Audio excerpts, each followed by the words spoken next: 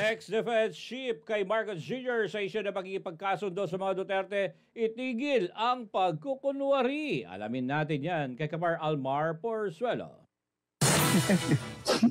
Patawa-tawa naman yan. Ito ang naging prangkang reaksyon ni dating National Defense Secretary Norberto Gonzales sa eksklusibong panayam ng SMNI News kaugnay ng pahayag ni Pangulong Ferdinand Marcos Jr. na nais nitong makipagsundo sa mga Duterte. Matatanda ang sinabi ni Marcos Jr. na ayaw na daw niya ng gulo at kaaway. Pero para kay Gonzales, insulto lamang ito sa mga Duterte. Paliwanag pa niya, bakit pa makikipagsundo si Marcos Jr. sa pamilya Duterte kung naipakulong na nito ang dating Pangulo at may nakaambang impeachment trial laban kay Vice President Sara Duterte. Para kay Gonzales, malinaw na isa itong anyo ng pambabasto sa pamilya. Huwag mo naman gawing tanga yung sabi mo, willing out.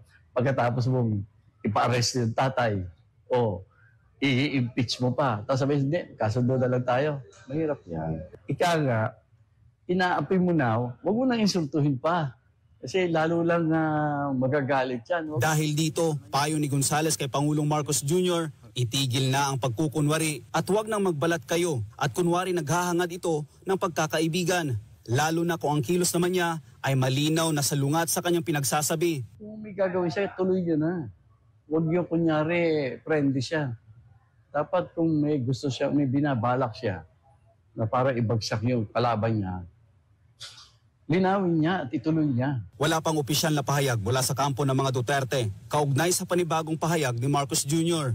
Sa kabila nito, matatandaan na nauna nang iginiit ni Vice President Sara Duterte na hindi siya ang klase ng taong pumapayag sa areglo, lalo na sa mga taong anyay ng gulo sa kanya at sa kanilang pamilya. Para sa Diyos sa Pilipinas, kung Mahal Almar Porzuelo, SMNI News.